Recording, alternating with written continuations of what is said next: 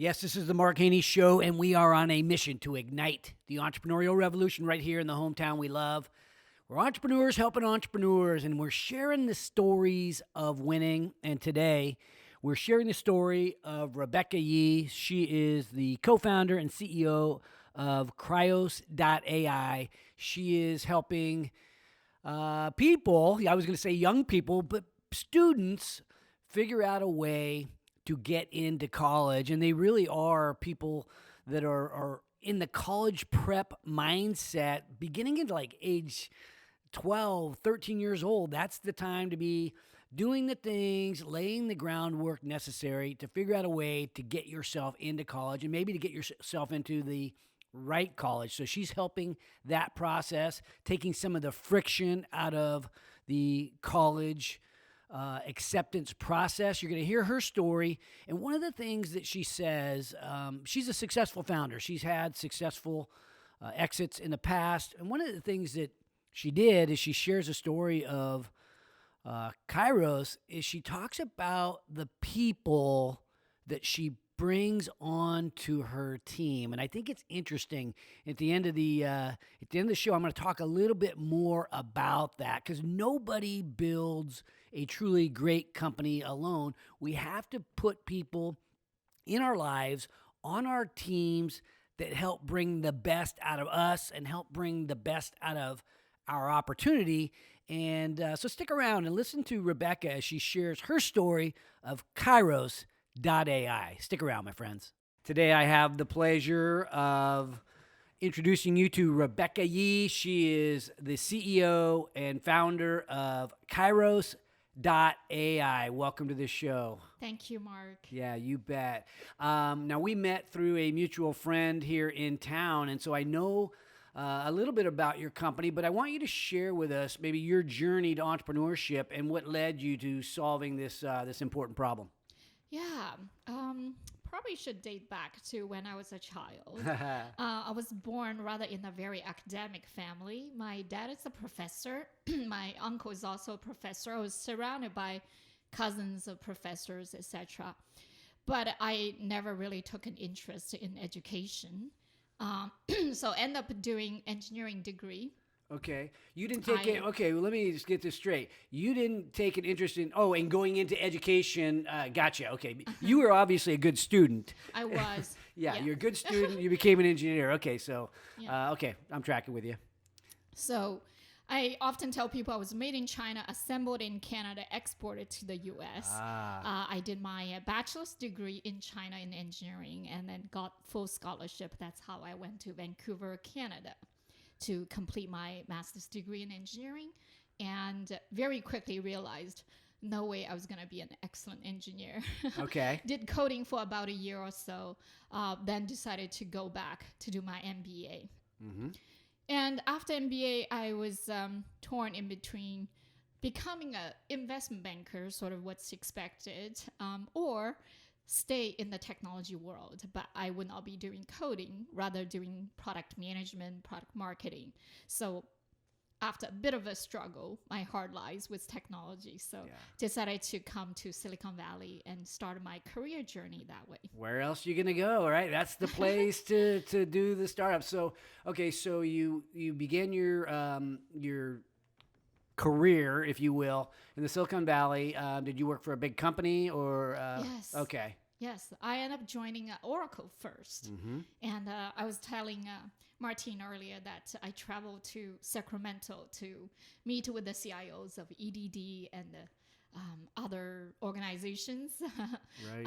And then stayed at Oracle for about 5.5 years.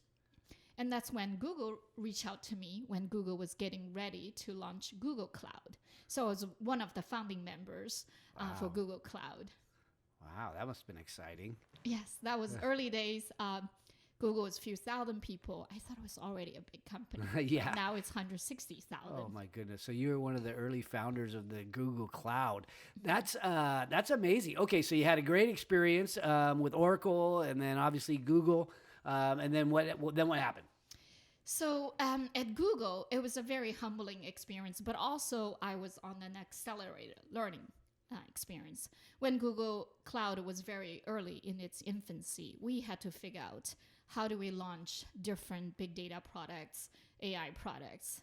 And Amazon already had a head start. So we were trying to catch up and develop the partner ecosystem to help us to accelerate the adoption. So was there for about 6 years and launched the Google Partnership Program and get to know some amazing engineers at Google. So I thought I was going to be there happily ever after.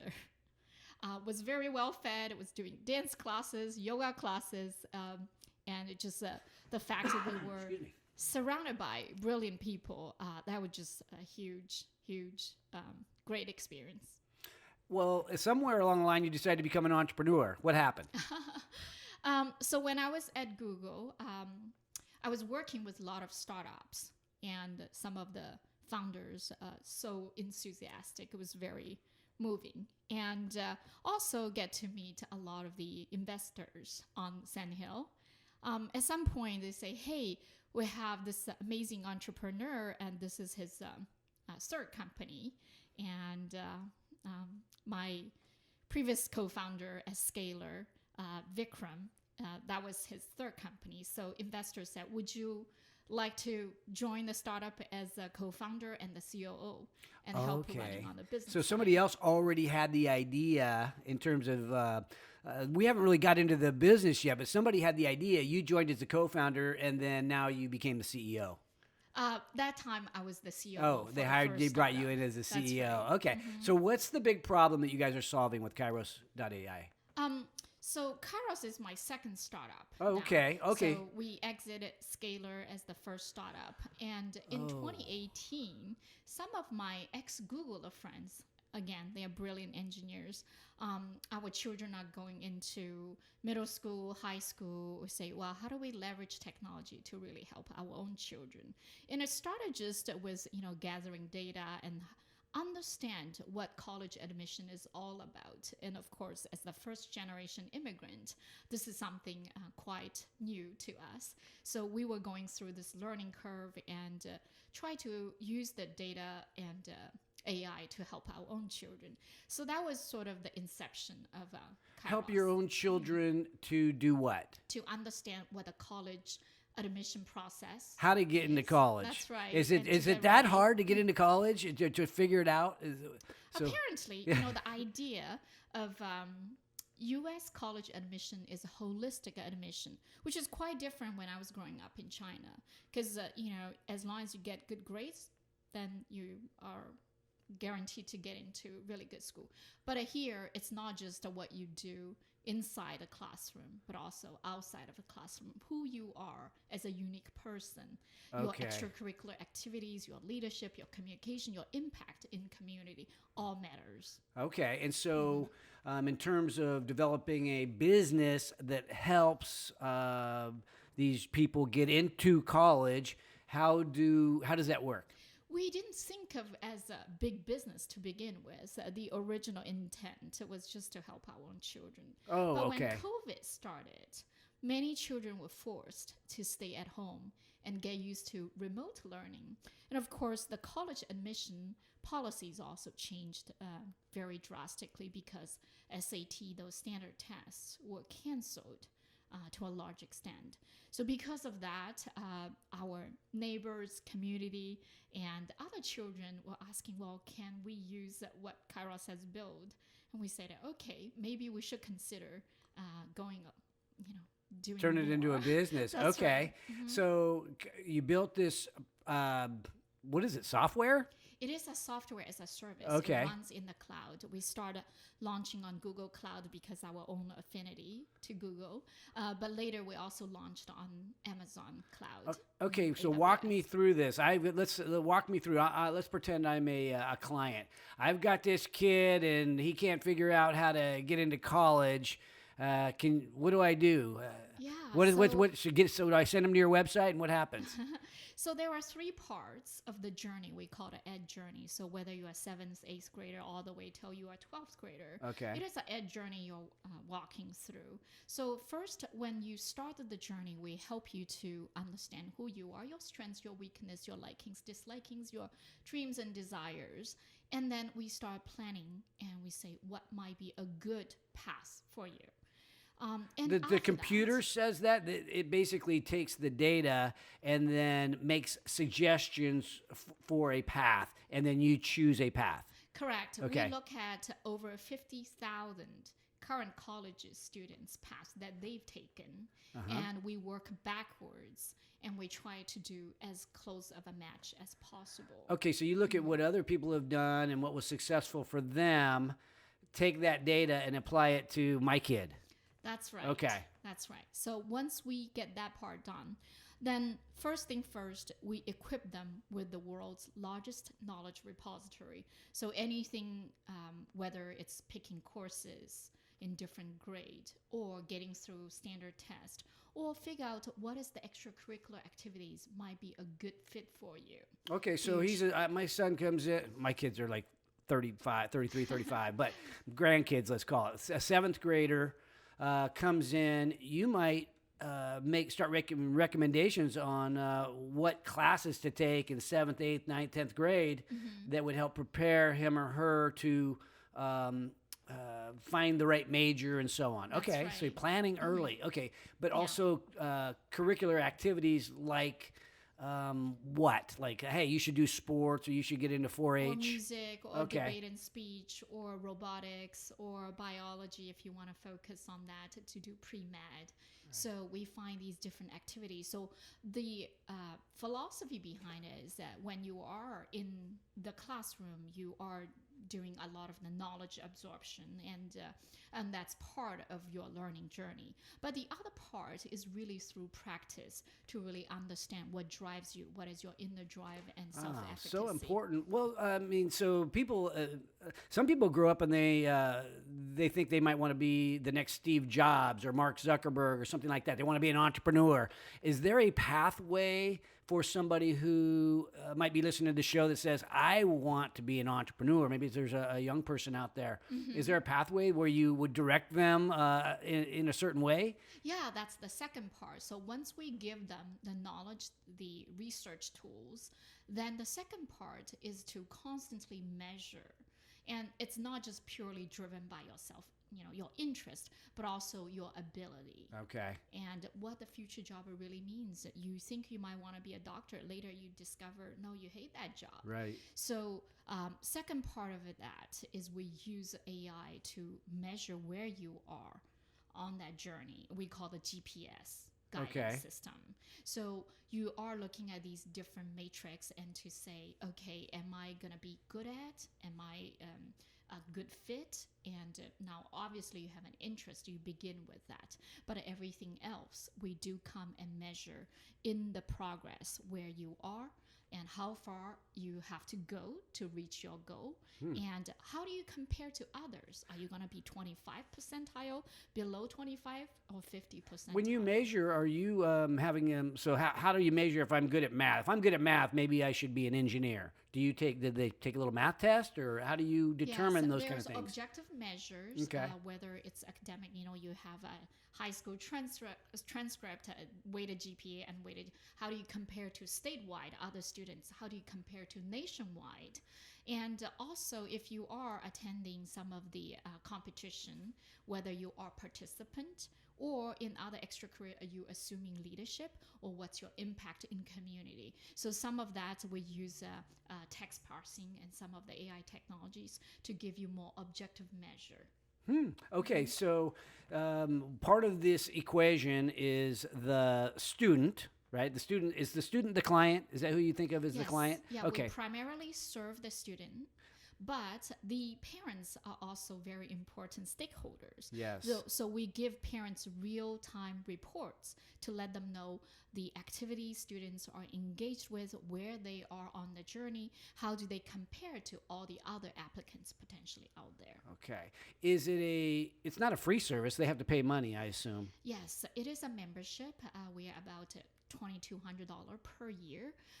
This is considered very price competitive because the alternative for the family is to hire private counselors, and that price probably goes 10 to 20x higher.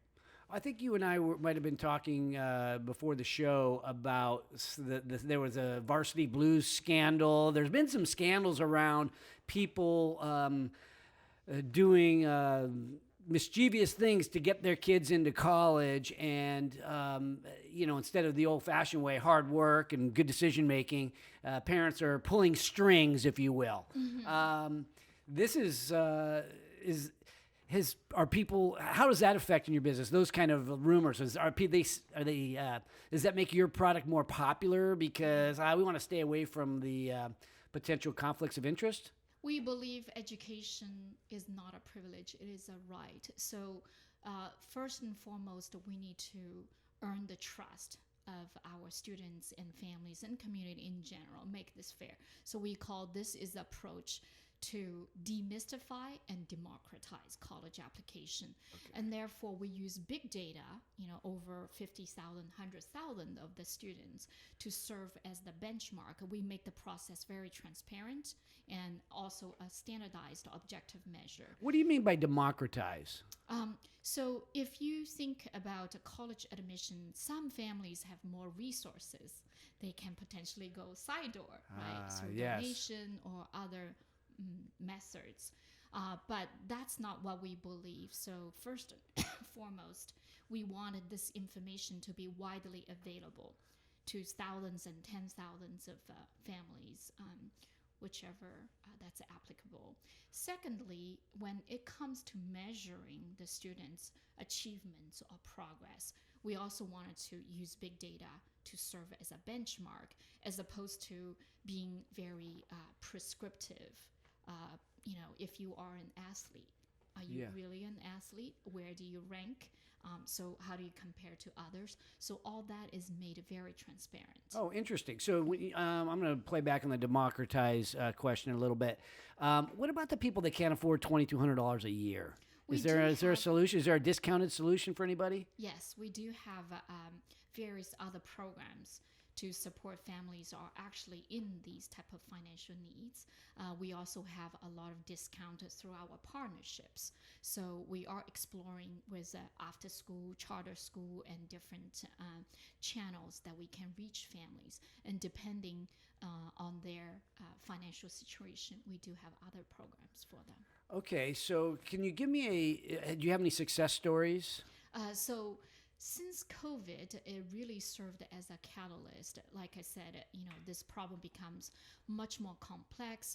Applicants are doubling, admission rates are halving, and just simply the students are home alone and study. That's becoming a very lonely journey. So after COVID, we really saw this hyper growth throughout 2020, 2021, and this is when we saw hundreds and thousands of students end up joining us as our members. Some of them are graduating now, and they're getting EA, ED, RD offers. Oh wow! That's okay, a very different so they're very. Yeah. What is that? What is the term? Yeah, EA stands for early acceptance. Okay. ED is early decision. So we saw some students very, very happy with the program. They felt there's a support network, there's a guidance, and they know exactly what's happening in the industry. So very happy with what we are doing. We're doing this 24/7, so they don't have to. That's great. Well, you've only been doing this for a while, but I'm thinking about industry trends, and I have a question about this, and I don't know if you're in a position to sort of share with me the trends in the industry. Mm-hmm. Are more and more people wanting to go to college? I mean, is that a growing thing that more people want to go to college? Mm-hmm. I run in circles where people are dissatisfied with the school system and wanting to change things, and they think we're not focused on the right stuff, and maybe even becoming a little bit disenfranchised with the with the thought of going to college. Not everybody has to go to college kind of mentality. Yeah, Mark, this is a great question. It can also be very controversial. If you look through the history, for many years, we are in this classroom fashion, right? Depending on the teacher's knowledge and experience. And if you're lucky, you might have a really good teacher. But at the end of the day, school has their curriculums. They don't intend to change very often, so it's one size fits all. But if you look at past 10 years with the MOOC, MOOC stands for Massive Online Learning, Massive Open Online Courses. Okay. And it's really in the last 10 years, these companies are developing and be able to convert the sort of the analog, the physical world of education in a classic classroom to online learning. Okay. And digitize a lot of the content, right? So companies like Udacity, Khan Academy, Coursera, Udemy, and they've already putting a lot of investment and the technology behind it to make these courses widely available through online. Okay. So that's part of it. The second part is that now when these online courses are made available, it now makes other possibilities that we can now allow personalized learning, because you can learn on your own pace. You can also not to exactly follow what the school's curriculum, but you can start doing self-study or doing, actually, college is part of that movement. If you think edX, right? So between MIT and Stanford and other colleges, what they are doing is extend their reach to the younger children in high school and be able to offer them preview into what college requirements are. So personalization is happening. But in order for personalization to be widely adopted, this is where the big data and AI comes in. And I truly believe that will be signifying the next wave of the innovation in the education space. So MOOC has been going on for 10 years, and now personalized learning. Now, the third part to answer your question is that in the future, do I really need to go to college?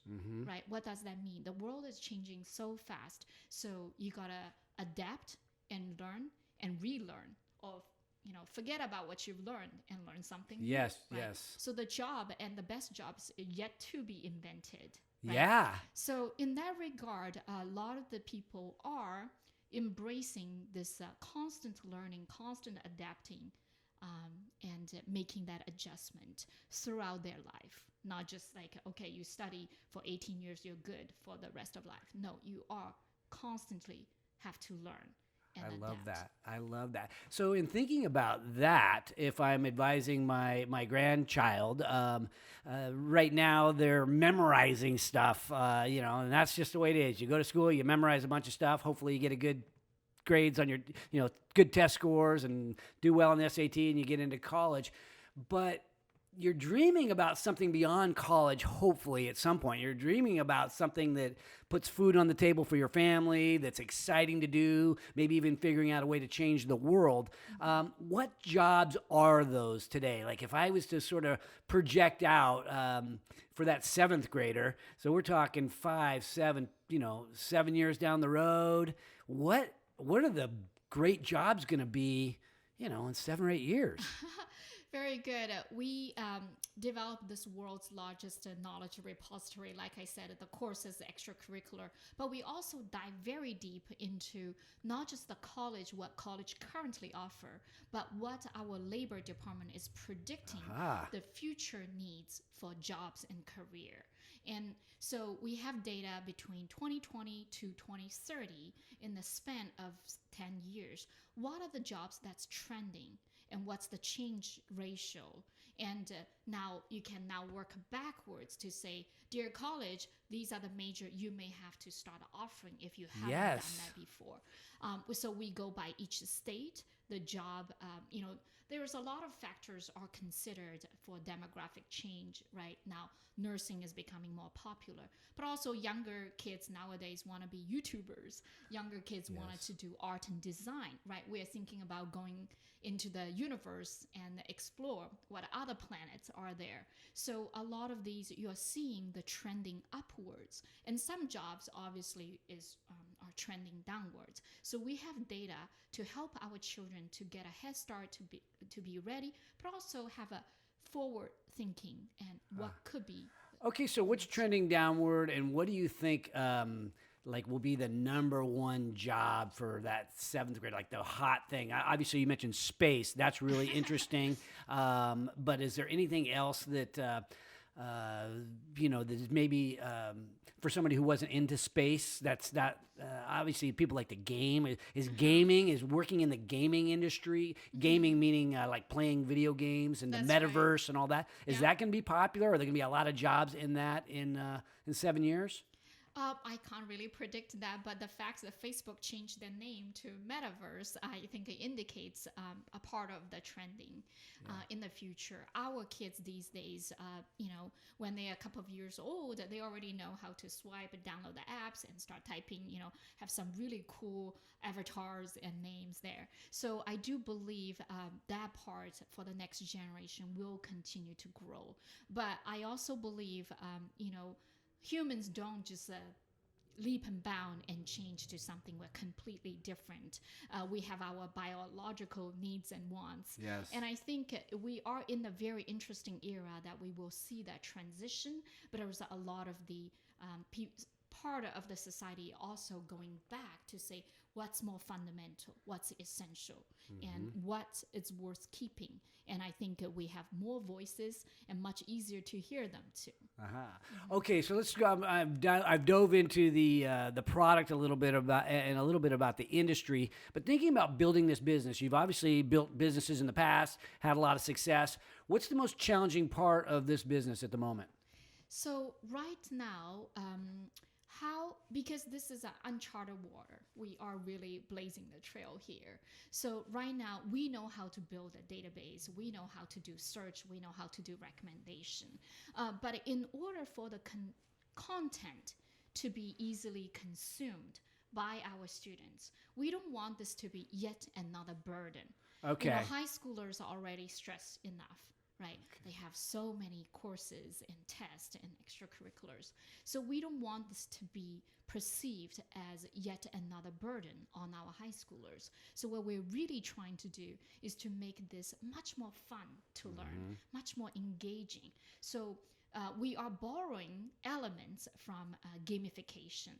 Right? We don't want to be another game, but we do want to borrow elements that motivate our children to take more challenges. And this is not something that I have expertise on. So I'm asking a lot of the industry experts to help us. So that's part of... Is an industry expert a teenager?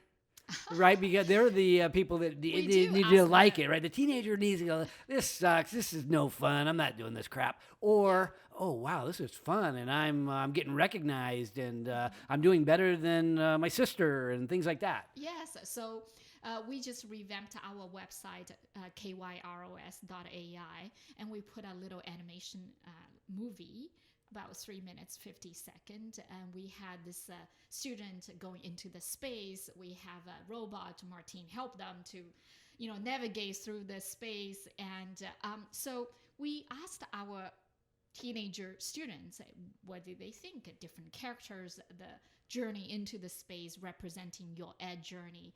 And we got some really good feedback. But we do need some experts from Walt Disney. They are doing the animations. Okay. We're working with some of the game designers and really try to pick their brain to say, how do we make education really fun, really engaging, and not become a burden? Yes. Interesting. I can see that as being a big challenge. Now, what about you? You mentioned alliance partners, or maybe that's my term, but you've got the kids and you got the parents. They're obviously key stakeholders. But is the school a component? Are they a factor? Do they play? What role does the school play? Yes, absolutely. In your business? Yeah, so we recognize how challenged schools are these days. If you think about public school, the resources are now in scarcity, right? The student ratio to counselor ratio is about 500 to 1. Student to counselor, not student to teacher.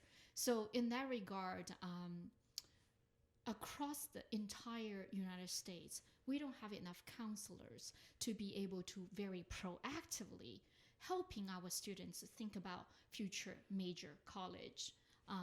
Now, they are doing the best that they can, but I think there are other different organizations can really chime in and help to our children to navigate, because at the end of the day, it's a daunting task, but it's a very, very important one, right? It's a very big investment in terms of time and money and $250,000, and you kind of wanted to know your first milestone that defines your professional success. Hopefully you don't make a lot of zigzags and not making Right. a lot of So mistakes. you need the school to believe in your program, right? Or that's helpful. If a high school believes in your program, that's helpful to you. Yeah. Is that right? Yeah, we wanted to augment the current school resources and make this highly efficient for them to get proactive and scale their counseling services to many more children than they are today. Oh, I see. And so is I know that the student or the student's family pays some money. Does the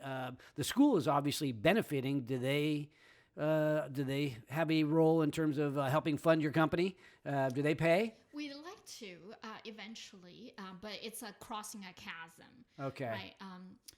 The change doesn't happen as fast as we'd like in general, but I think eventually school will see these are the tools that if they can leverage and they can really serve their students better. But the families are mostly concerned with the kids' future, especially in COVID time. So they're the first ones sort of crossing that chasm. Right. And hopefully as the words get out more, I think we are start reaching out to different schools, Okay. charter schools, public schools, private schools. What other revenue streams might there be as you're building out this company? You've got the initial revenue stream of the student, but maybe the school in the future. Are there other people that are? You even have the universities. They obviously care as well. They want to Yes. make good decisions. Yes, absolutely. And I think, most of the people probably can tell you up to 100, 200 universities. Those are the household names. And in the United States alone, there are over 4,300 colleges out there. And some of them are really struggling. And of course, the education expenses kept going up, right? Any school you go to, private school, the price tag is $50,000 or more per year. And I think it becomes a vicious cycle, because now it becomes harder for the college that has really good quality faculty and the content, but they don't get known by a lot of the families, a lot of them. Okay. And that's part of our mission, is also to educate our students. You don't always have to compete for the top 200. You can find a fit one that fits your personal needs, your education needs, your career needs, but also your financial needs. And how do you find those colleges that's, not ranked as high as the Harvard and MIT and so on and so Yes, forth. yes. Okay, so tell me more about the company and the journey that you, in terms of the vision for the future. Yeah. So we started in 2018, but we really start growing and made this as a software as a service offering after COVID. Going forward, I do see that continue to grow, but we are now looking at some of the international partners reached out to us. Around the world, not many students are privileged as the American students here. And the education system in the United States are still very comprehensive and give the best education. So we are looking to do international expansion. But also, as you alluded earlier, we are looking to partnering deeper with the high schools and the college and go from there. Aha. So, as part of this journey, have you went out and raised money from venture capital, or is this a self-funded proposition? Yeah, we've been really, really lucky. At the very beginning, me and several Googler friends basically come together. We say, well, we're going to help our children anyway. We'll just bootstrap. And along the way, there were great team members join us. My dear friend Cindy from high school, she was working as a senior vice president for public listed ad company. She said, I'm passionate about this. If you're doing this, I'm going to join you. Wow. So she quit her job? So she quit her job Whoa. from a very well paying job and joined us. So at the very beginning, the core team just started bootstrapping. But very soon after COVID, we got noticed, and because our students are growing, and the investment community also heard of us and start reaching out. So last year, we actually were able to raise our seed round with some of the very well-known VCs. That's exciting. I have to imagine not only might this be a great business opportunity, but people might see this as really making an impact, right? This is something that is socially responsible, and people care about education, generally speaking. So if they can help take the friction out of this journey, that's going to help so many people. We really hope so. And we also recognize technology alone cannot accomplish such ambitious goal. So we are very actively reaching out to the educator community.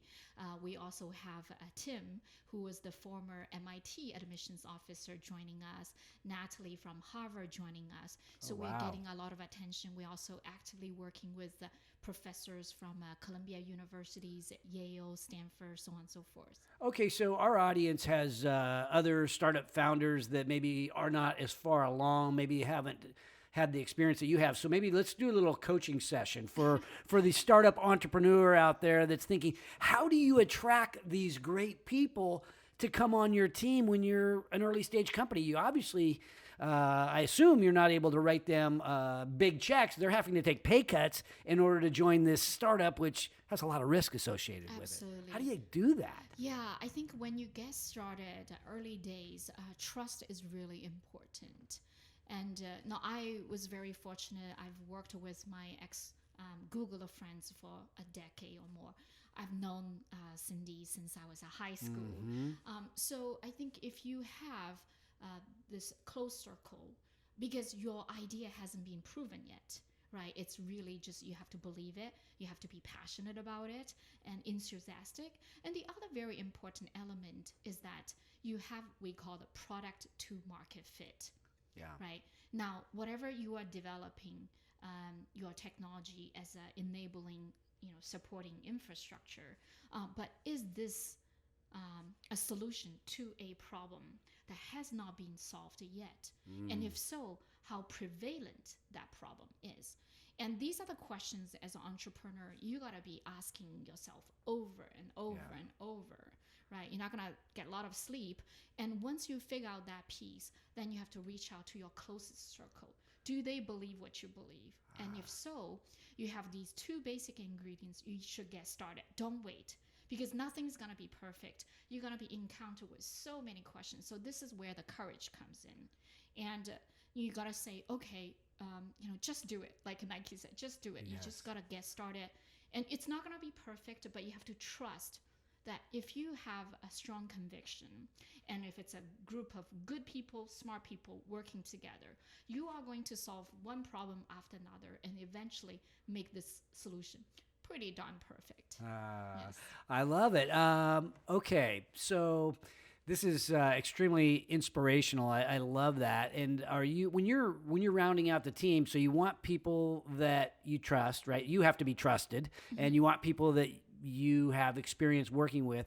But the other thing you're doing, and I don't know if this is an early decision, but you're bringing on what I might call industry experts. You're a software person, right? You know technology, but now you're bringing on people from MIT and Harvard. How important is it to have these product experts or industry experts, if you will, instead of just having people who are super smart with computers? Right. So I think it takes a bit of proving yourself. And so the first year is just hard work. You work, 10, 12, 16 hours a day. And you have to be able to demonstrate that there are certain milestones being met. And then for the next stage of growth, right, you have a good foundation. So you're just digging and digging very hard and get the base correct. Now you're going to say, I'm going to build 100-story building, 200, 500. And once you start having a notion of it, I don't have to know how to build it, but I have to have a vision of that. And now you start reaching out to people who are smarter than you, who can really complement your knowledge and your skill set. And you have to just keep courting them. You just say, hey, I'm doing this. I know this may not be interesting to you now, but let me come back. And 3 months from now, I'm going to show you what I accomplished. 3 months from now, and 6 months from now, what we have accomplished. And slowly, I think it's through that diligent hard work, and if your vision is being built, you have the first floor, and then more people are going to join you to build the second, and more people are going to join you on that. So I think it is a very staged growth path. That's exciting. All right, so well, give us some closing thoughts, maybe closing thoughts to entrepreneurs, and maybe some closing thoughts for people who really think what you're doing is special. So a little bit more about Kyros, and then also maybe some words of wisdom for our entrepreneurs in the making. Thank you, Mark. So Kyros' mission is really to be the one-stop platform for college preparation and college application. And I wanted to underscore, we're not just doing college application. By the time you're 11, 12, the foundation is pretty much set. Now, of course, we can help you to reflect and highlight some of the things, but the foundation needs to be set much earlier. When you have the time, you can do the try and error. So college preparation is really the more critical part.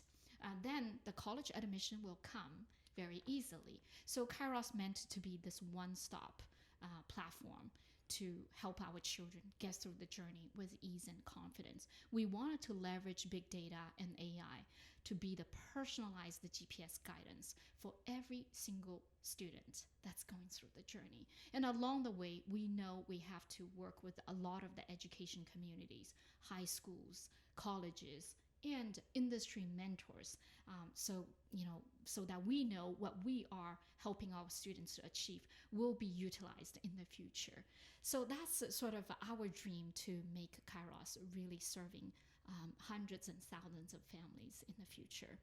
As far as entrepreneurship goes, I think the most important part is, you probably, if you are thinking about it, you probably already have enough smarts. You probably have a good understanding of the problem.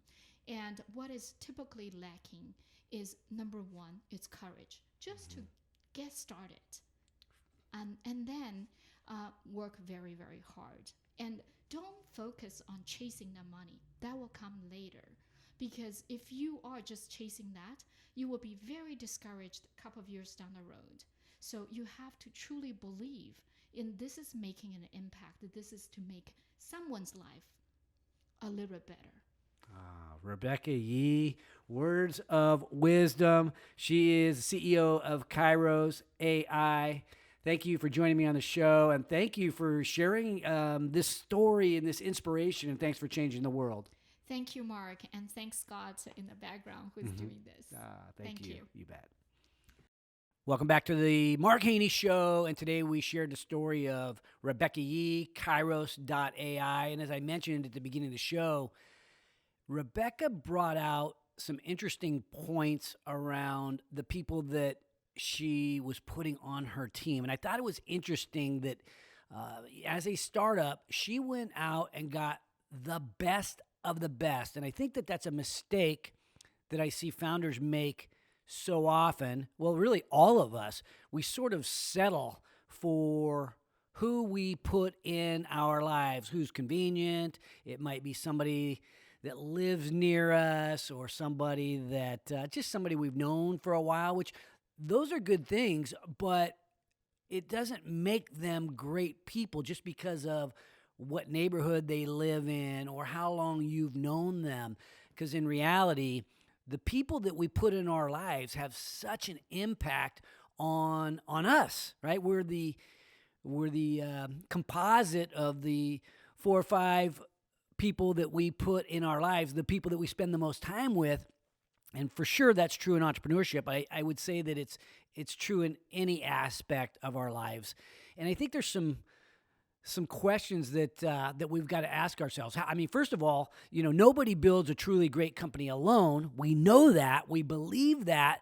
we we build it with great people. I was reading a Will Smith book over the last week or so, and the book is titled Will. It's written by Will Smith and another author. And one of the things that Will determines, Will's this big dreamer, right? We know him from Fresh Prince of Bel-Air. He's a rapper. He's I think one of the highest paid movie stars in Hollywood.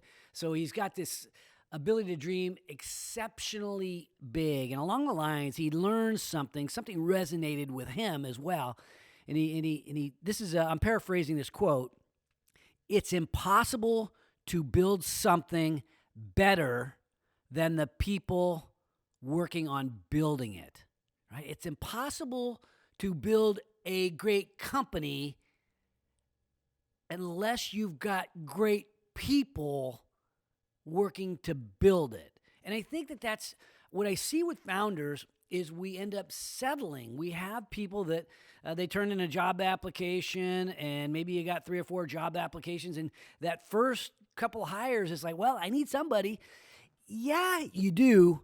But if you think about those people, they become your inner circle, right? And your company becomes the composite of those people. Your company becomes the composite of you, your founding team, those first few employees. The makeup of those people are really what is going to make your company. And so being selective, and I've made this mistake myself. I've put not just a warm body, but I put people that were good on my team, and at the beginning of certain business launches, and it's almost like settling because I needed somebody and I liked them, but were they special? Were they game changers? No. So how do you find those people? That's the interesting question. How do you find them? And I think there's 3 questions that you've got to get right. If you want to attract the best of the best, if you want to attract that person that is really spectacular. Number 1, is my dream big enough? Is my dream big enough so that I am so excited about it, I can sell it? I'm so excited about this business and the problem that we're solving and the way that we're going to change the world that my enthusiasm is infectious, right? Because if you are that excited about something, if you're that passionate about what you're attempting to do, if the dream and the outcome is big enough, then other people can see it. So when you think about your dream, can you visualize it? Can you see what it looks like? Can you see in color or black and white what the end game looks like in a way that you could share it with somebody else and where they might say, yeah, I might be wanting to get involved in something like that. Could you use an extra hand? They'll ask you if they can help, if they understand your dream. But it's got to be a big enough dream, I think, that you're willing to talk about it. You're willing to get excited about it. So that's a question you got to ask yourself: is my dream big enough? And the second question: what am I going to do with what I've got? Right. This is a question that every CEO, every person who's successful tends to get right, because we don't have unlimited resources. We've got strengths, we've got weaknesses, we've got opportunities, we've got stuff. We've got maybe some people, some relationships, a reputation, right? We have all these assets, and we have some liabilities. And what am I going to do to push all these things together? What am I good at, right? What are my personal strengths? And so if you sort that out and you start thinking about how can I advance the ball, we need to put people in our lives that complement what we do so that we can be working at what we're great at. We've all got something we're really great at. I happen to be pretty good at throwing parties, so I tend to focus in that realm. I'm pretty good at sharing my vision, so I focus on that realm, but I need to put people in my life that believe in what I'm doing, believe in what we're doing, but also can do things that I'm not as good at so that I can focus on my strengths. And I think that's another thing that we do is we put people in our lives that are um, a lot like us. But if you can put people on the team in a position that they will be successful in, that they can bring out their gifts in, that can be game changing. And you need somebody who's great at sharing the vision. You need somebody who's great at operations. You need somebody who's good with the numbers and can help get the money part of things together. You need these foundational pieces, and they have to be good, right? They have to be good, because if they're not good, right? It's like in high school, you're in a car with 2 or 3 people, and it's like if you're the only cool guy in the car, nobody's gonna get in the car with you. You put people in the car that are fun, that make it feel like the place to be, and that's a good foundation so that it's attractive for other people. Because if you're going to build something truly great, you're going to need a lot more than 2 or 3 people. You're going to need a larger team, and Rebecca, I think, did that. She demonstrated by the quality of the people on her team that she was putting together that it was attractive for other people to start jumping on board, and now it's starting to take off. So she's got that question right. Is like, what am I going to do with what I got? She's a tech person, and she's focusing on bringing other people and education and other realms in her life so that she can bring out the best in Kyros.ai. And I think the third question we've got to get right is, what's my commitment level? And a lot of times we start things and we're not as committed yet. And I think that's okay. But at some point, people are looking at you that are thinking about joining your team, and they're asking themselves, how committed are you? How committed are you to that vision? How committed are you to winning? And it's not just what you say that demonstrates how committed you are. Your audio has to match your video. Your actions have to match your words. And I think a lot of times we get in there and we're not quite committed, and it's not attractive, because if you are, commitment's contagious. Commitment has this infectious quality, and so with the notion that nobody builds a truly great company alone, and I need to get truly great people, that means we have to have a commitment level that matches the size of the opportunity. And I think that's one of the things about having this big dream that helps me along is it raises my commitment level. The bigger the dream, I know I have to commit harder in order to achieve the goal and to make the dream. And so it does tie together. And I would submit to you that in many cases, people are kind of doing the side hustle and trying to do too many things. And so if you're not committed enough, and you kind of know it, and you ask yourself why, one of the reasons you might not be committed enough is because you've got too many things going on in your life. So sometimes you just got to stop and go, what can I be all in on? What's a good enough opportunity? What's a big enough dream that I can bet big on that dream? Allocate a lot of my resources. Commit hard to that. Is my dream like that? Is my commitment like that? Are people coming up and noticing that? If they're not, then I think we've got to take a hard look in the mirror. If people don't see the risk, they don't see the sacrifice, they don't see the blood, sweat, and tears, well, you're a product of your environment, right?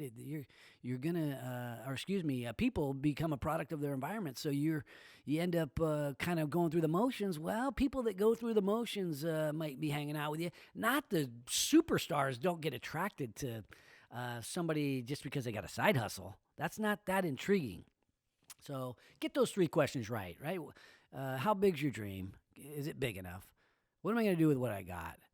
And how's my commitment level? So Anyway, I want you to build something great. I want you to do something important. That's what entrepreneurship is all about. That's the difference between regular 8 to 5, working for the weekend, playing for the paycheck, and people that are actually changing the world. So I salute you guys. Anybody out there that's fighting the good fight for entrepreneurship, chasing that enormous dream, I respect you. And to all you out there fighting the good fight for our freedom, our security, and our way of life, to the 13 stripes and the 50 stars, and to that one American dream, always worth fighting for, yours. Never above you, never below you, always by your side. Thanks for watching today's show. My goal for every episode is that you find a takeaway, something tangible you can use in your business today. And if you have a comment about a favorite takeaway, feel free to put it in the box below. And if you have a topic that you'd like me to bring up on the show, don't forget to let me know. And also, don't forget to subscribe to our YouTube channel if you want to learn more about entrepreneurship. Because at Haney Biz, we are always by your side.